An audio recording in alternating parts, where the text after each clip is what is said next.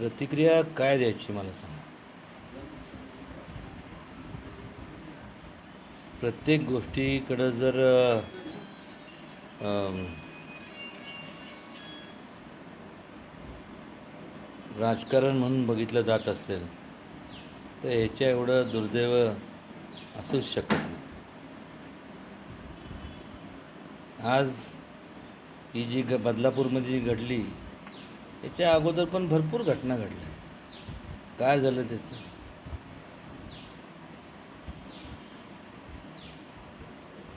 म्हणजे मला आश्चर्य वाटतं की लोकांना समजत कसं नाही की हेच जर आपल्या कुटुंबातल्या कोणाबरोबर घडलं असतं तर आपली म्हणजे त्या व्यक्तीची रिॲक्शन काय असते. तरी देखील वकील पत्र अशा लोकांचं स्वीकारलं जातं.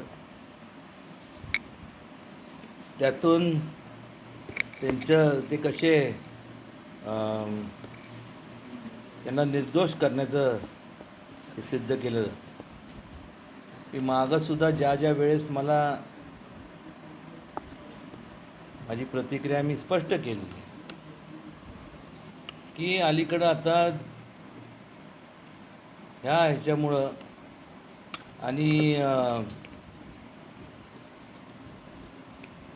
लोकांचा आता हळूहळू जो विश्वास आहे तो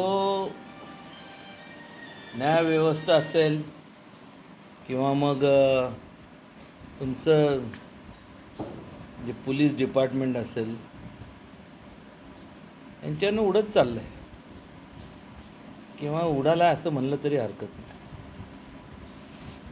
जर न्याय मिळत नसेल तर लोक तरी काय करणार? मला माहीत नाही. मी तर आता खऱ्या अर्थाने ते तुमचं टेलिव्हिजन किंवा बातम्या सोडून दिले. काय करायचं मला सांगा. कुठं जायचं लोकांनी? कुठं मागायचं न्याय? कोणाकडं मागायचं?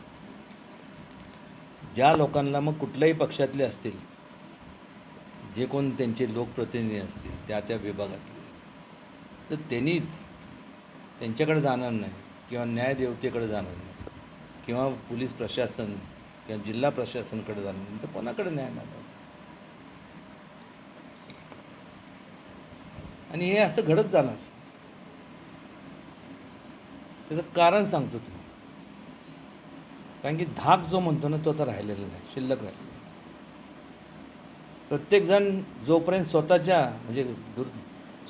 म्हणजे कोणाच्यावर असं प्रकार होऊ नये अशी मी माझ्यासाठी छत्रपती शिवाजी महाराज देव आहेत की त्यांच्या चरणी मी प्रार्थना करतो. कोणीही असू दे, असे घडतात ना.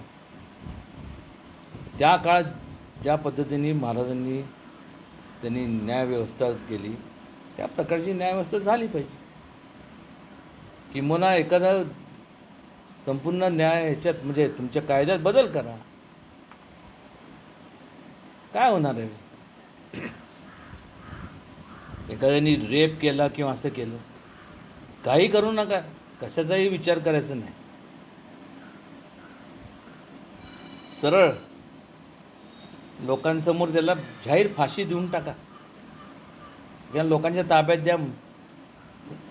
कारण की ह्याच्याशिवाय तुम्हाला सांगतो ना, आज समाज हा स्वतःला असुरक्षित समजतो. आता काय तो कसब बिसब कोण तो मला सांगा ना. एवढ्या लोकांना, निष्पाप लोकांना मारलं त्याच्यावरती करोडो रुपये खर्च झाले, ते दिले. हे जर संपूर्ण दुसऱ्या देशात असतं तर त्या देशातल्या लोकांनी एक क्षणभर विचार न करता त्याला गोळ्या घालून मारून टाकलं असतं. हा फरक आहे ना. मी कम्पेअर करत नाही. आपला देश काय म्हणजे शक्तिशाली नाही अशातला भाग नाही. पण आज ज्यांचे संपूर्ण एखाद्याने अन्याय केला त्याची जर पोच जास्त असेल तर परस्पर मग सगळे संपूर्ण त्या त्या परिस्थितीत त्यांचं ऐकलं जातं आणि ज्यांच्यावरती अन्याय होतो त्यांचं काहीच ऐकलं जात नाही. म्हणजे कुठलीही बाबत किरकोळ बाबत असू दे, म्हणजे एखादं तुमचं हे व्यवहार असेल किंवा तुमचं जमिनीचं काय असेल त्याच्यावर सगळ्या बाबतीत या प्रत्येकाने जर विचार केला नाही तर अवघड आहे. लोक आमदार खासदार लोकप्रतिनिधीला याचा विश्वास उडाला तर कोणी विचार करणार नाही. आणि ती वेळ मला वाटते जर आता सुधारणा केली नाही तर ती वेळ याला काय फारसा म्हणजे काळ वाट बघावी लागणार नाही. महाराज, तुम्ही एकीकडे मागणी तुमचा विचार असा सांगितला तुम्ही की जाहीर शिक्षा झाली पाहिजे फाशीची, पण आज जी घटना घडली आहे याच्यावर विरोधक वारंवार सांगतात. मी सांगितलं विरोधक हे बघा, एक लक्षात घ्या, सत्ताधारी विरोधक मला काय घेणं देणं नाही, कळलं? जर तू कोण ज्या संपूर्ण जे कोण असतील सत्ताधारी असू दे विरोधक असेल यांच्या कुटुंबाबरोबर झाली असते तर काय केलं असतं? बोलले असते का? मग त्या ज्यांच्या कुटुंबाला ज्या परिस्थितीला सामोरं जायला लागतं प्रत्येक गोष्टीत मी स्वतःला त्यांच्या ठिकाणी समजून काय म्हणून मी बोलत असतो. गोळ्या घालून मारण्यापेक्षा ना ते फार सहज झालं.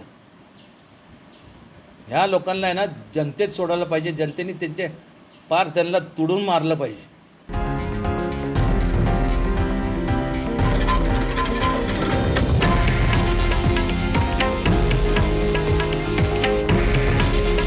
हे आहे देशातील नंबर 1 न्यूज नेटवर्क आणि आपण पाहत आहात TV9 मराठी.